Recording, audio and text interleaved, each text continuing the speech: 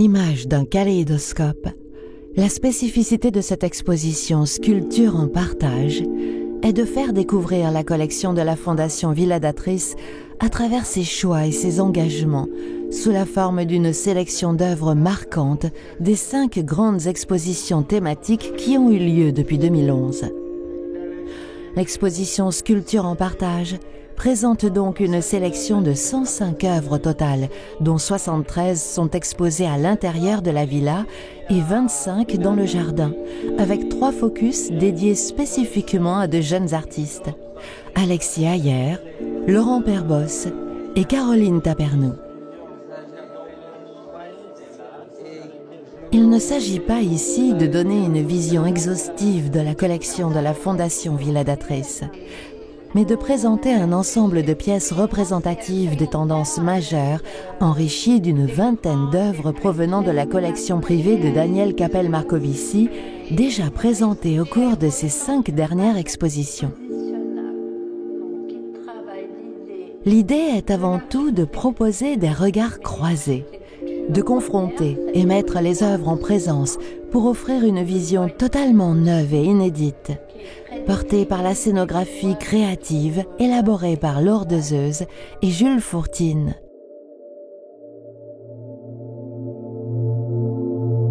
À peine a-t-on franchi le seuil de la Fondation Villadatrice que l'on découvre sur une vaste pelouse qui gravite également les marches du perron l'œuvre saisissante de Jean Denan, Mare Nostrum, 2014, représentant la Méditerranée tel un miroir d'inox poli, tandis que les virus de la révolution de Rim Karoui, 2011, allusion au printemps arabe, ne sont guère loin.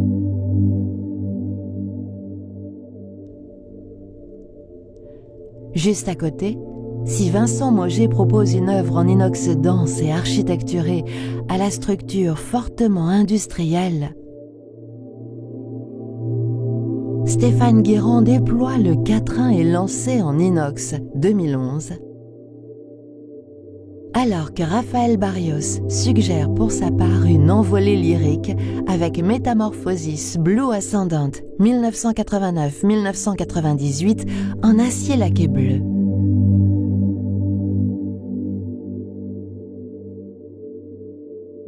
Un peu plus loin, l'arbre à bras d'Anne Clavry s'enracine à droite du perron, arbre mystérieux et vivant comme un reptile, dont l'écorce est faite de pneus.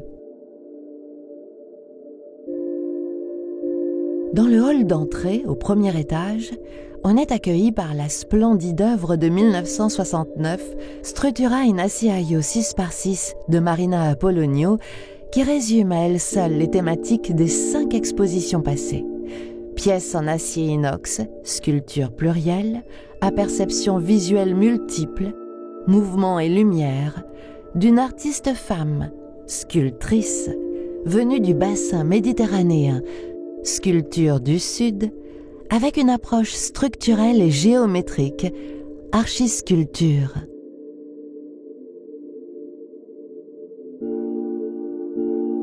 Dans la salle de droite sont évoquées les 5 expositions passées, à travers des tirages photographiques en présence de la sublime tour-jardin de Francesco Marino di Teana, 1963, toute nouvelle acquisition de la Fondation Villadatrice qui fait le lien avec l'exposition Archisculpture.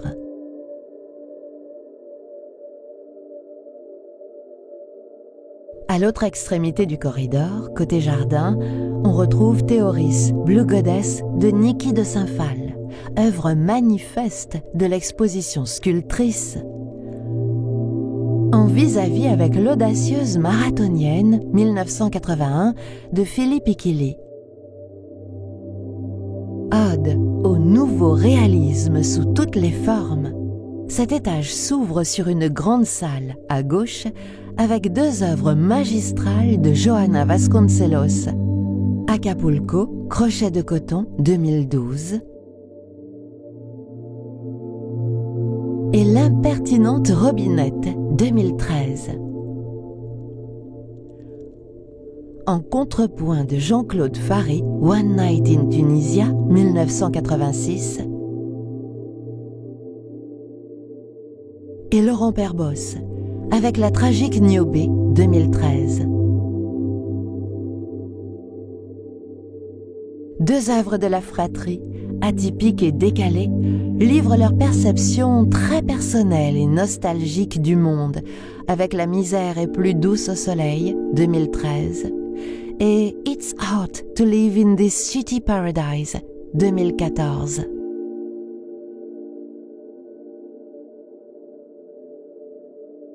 La salle suivante, en face, montre que la sculpture doit être comprise comme une écriture ou une calligraphie avec laquelle elle entretient des liens très puissants, comme avec Ben, La guerre ou la vie, 1998,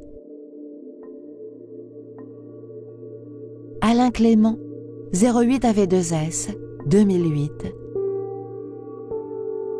et bien sûr, Jaume Plensa, Nest 3, en acier inox, qui s'impose au centre de la pièce.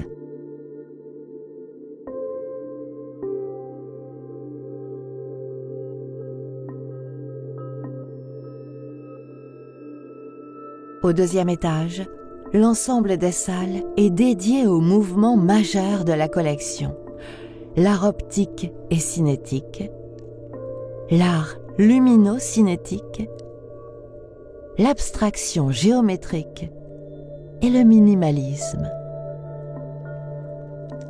Dans le vaste corridor, s'amorce immédiatement un dialogue entre Jesus Rafael Soto, Esferateo Spatio, 2003, et Manuel Mérida, Cercle rouge et blanc, 2009. Deux œuvres issues de l'art cinétique latino-américain. Place aussi à l'illusion d'optique avec Geneviève Kless, Mouvement stationnaire en acier polymiroir, 1974-1999.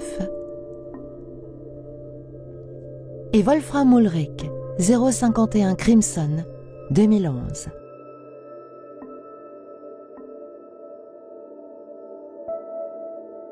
À l'extrémité, dans le secret d'un cabinet de curiosité, on découvre, sur un plateau tournant électrique, les facettes de la fascinante composition en acier chromé de 1960 de Nicolas Schoeffer, artiste visionnaire, précurseur de l'art cinétique et cybernétique qui l'an dernier avait marqué l'exposition Archisculpture.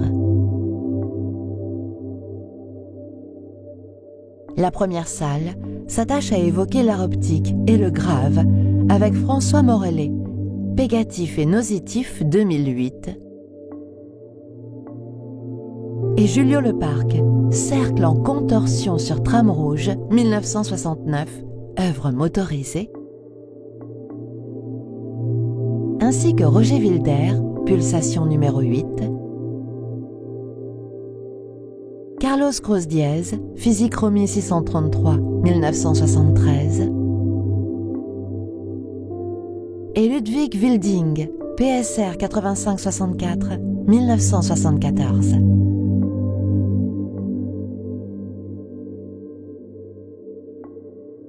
Dans l'ancienne salle de bain, place à l'art lumino-cinétique sous toutes ses formes. Des perceptions vertigineuses avec Tunnel View Down Under 2011 de Hans Cotter, Visual Echo Experiment 2007 de Shulwin Han, La séduction ambiguë des pixels infinis bleus de Miguel Chevalier 2010, ou de Degenerate 2011 d'Ivan Navarro.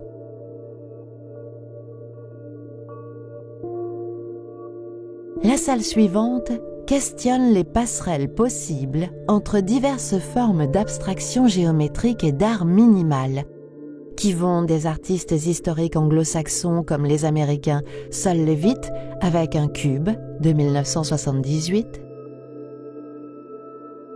et Dan Graham avec le pavillon Porte de Versailles 2008,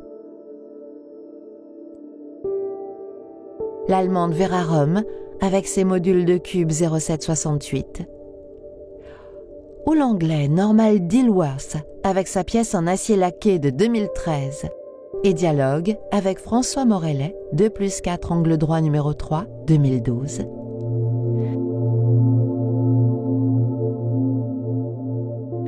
Et Nathalie Elemento avec son œuvre Y a quelqu'un.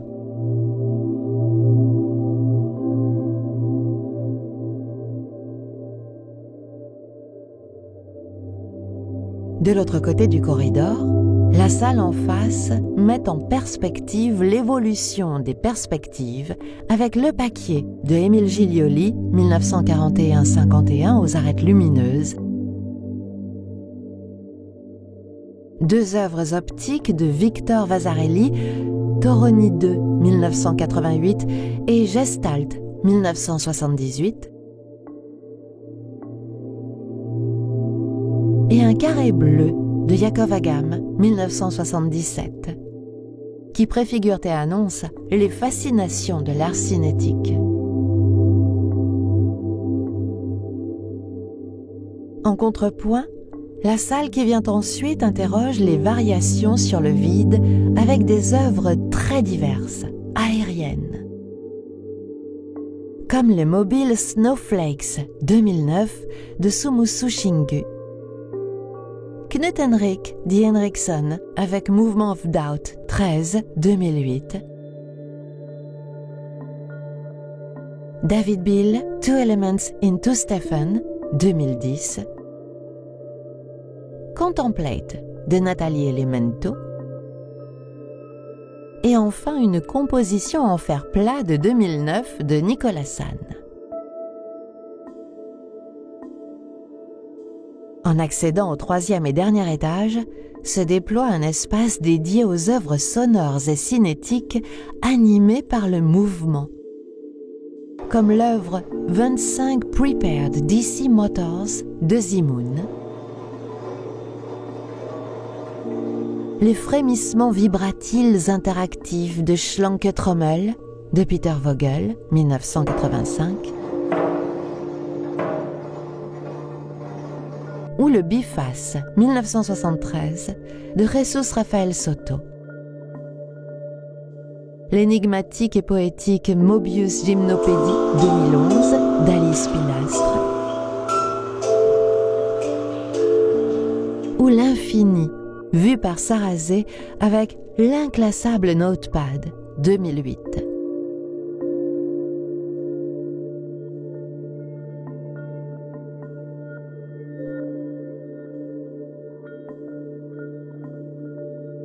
Hypnotique, à l'image de la voûte céleste, le télescope de Francis Guerrier, 2001, se présente sous la forme d'une œuvre murale, éclairée de 100 ampoules réunies sous forme circulaire.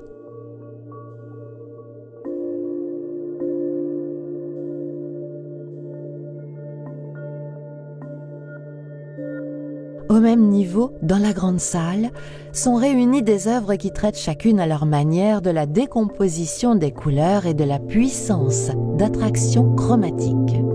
Telle une échelle de Jacob, la spectaculaire polychromie méditerranéenne 56 tons 2010-2014 de Pascal Franconi,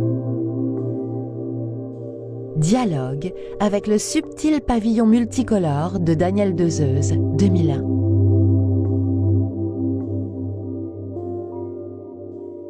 Les trois énigmatiques Immersion, rose, verte, orange, de Laurent Baude, 2009.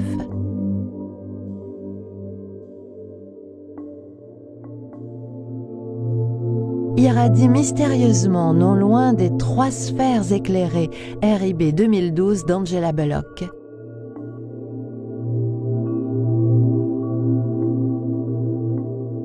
Auxquels répondent les capteurs multicolores en caoutchouc et mousse perforée 2012 de Carmen Perrin.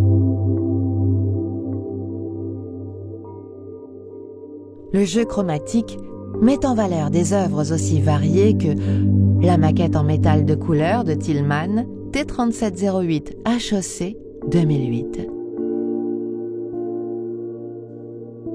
Les pixels de Jalon d'André Farel 2011. l'envolée de 3 cadres de marbre de Carrare coloré de Jaildo Marigno, ou la polychromie d'Assise d'Henri-François Dumont, 2010. La vidéo a aussi sa place, avec une œuvre aussi fascinante que vertigineuse, The Labyrinth Runner de Robbie Cornelissen, 2009, qui avait marqué l'exposition Archisculpture en 2015.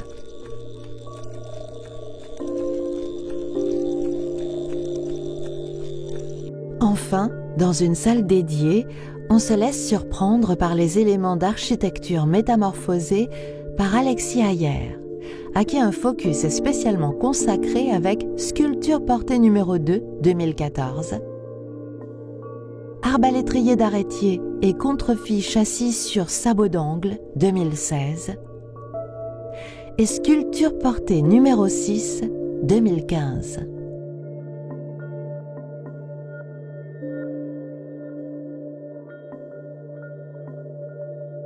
En redescendant tout en bas au niveau du rez-de-jardin, on découvre les 2 dernières salles qui interrogent la psyché et les états du monde.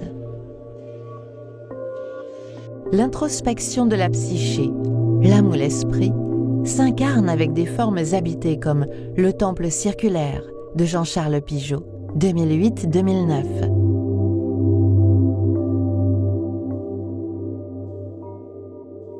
Ou l'habitacle, 1962, d'André Bloch, du groupe Espace, œuvre recueillie, point d'équilibre entre architecture et sculpture. Un dialogue s'opère entre les arrondis inattendus du Big Bang 2010 en acier inoxydable de Thomas Larder et le monolithe de Yazid Oulab en acier inox martelé polymiroir.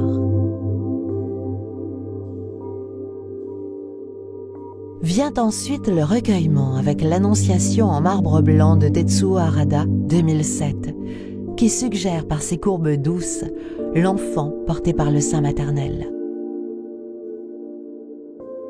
Juste à côté se trouve l'espace consacré au focus sur Caroline Tapernou, à l'univers impalpable et quasi virtuel, avec Mademoiselle K. Charlotte, 2012. L'Univers, 2015. Turritopsis, 2013. Et Imen 22, 2011.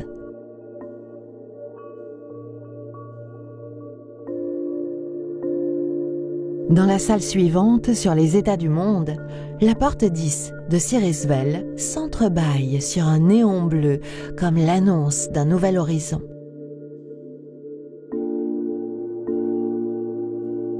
La tour de bronze de Nisa Chevènement traduit une certaine dureté de l'univers, telle une tour de Babel, renforcée par la sensation d'enfermement d'un monde idéal avec State of Being de Chiharu Shiota, 2012.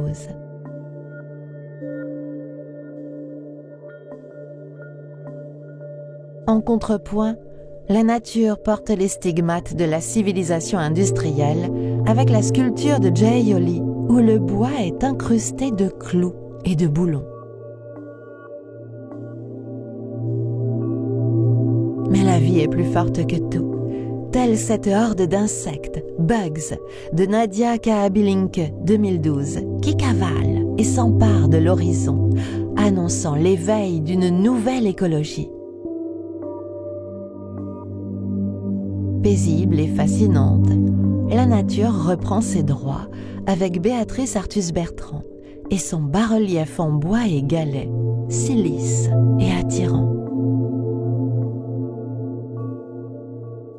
L'écorce ouverte de Thierry Lancereau-Montubert, au titre lancé comme un poétique jeu de mots, évidemment, 2008, boucle la boucle et invite à la suite de cette visite initiatique qui s'achève dans les jardins de la Fondation Villa d'Atrice du côté de la Sorgue. Autour de la maison se déploient les lames en onyx et marbre noir, 2006, de Gabriel Sobin. suivi de l'originale éolienne en inox de Sumusu Shingu, Sailing 2008, Enchanteresse.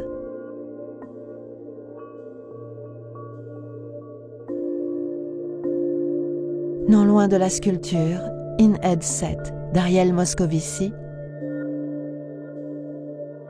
2 pièces de Philippe Deloubière, Germination 2007 et 2008, en acier laqué rouge, sont en vis-à-vis devant la façade arrière de la villa. En s'aventurant dans les bosquets, on découvre La Grande Dévoreuse d'Alfieri Gardone, 1974.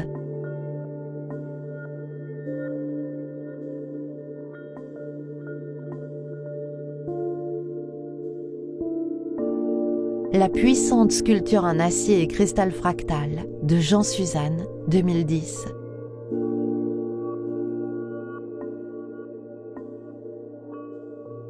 Contretemps de Jean-Paul Moscovino, 2010.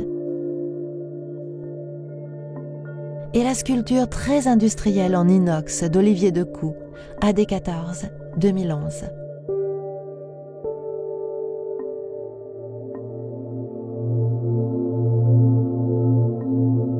L'itinérance se poursuit avec l'irruption de 2 Structure Up en acier coloré d'Ania Borzo Boatti, 2013.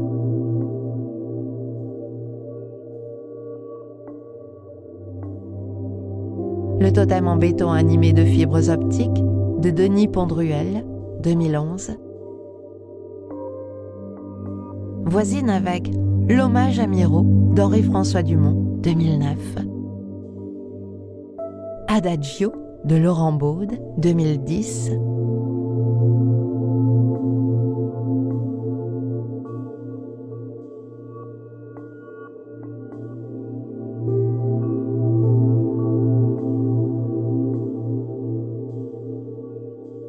La Reorneadora de Philippe Iquili.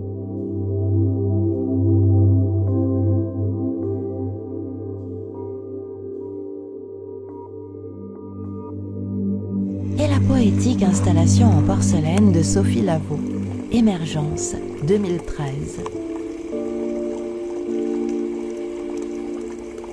Tout près de l'espace dédié à Fleury des Rebelles de Laurent Perbos, en bord de Sorgue.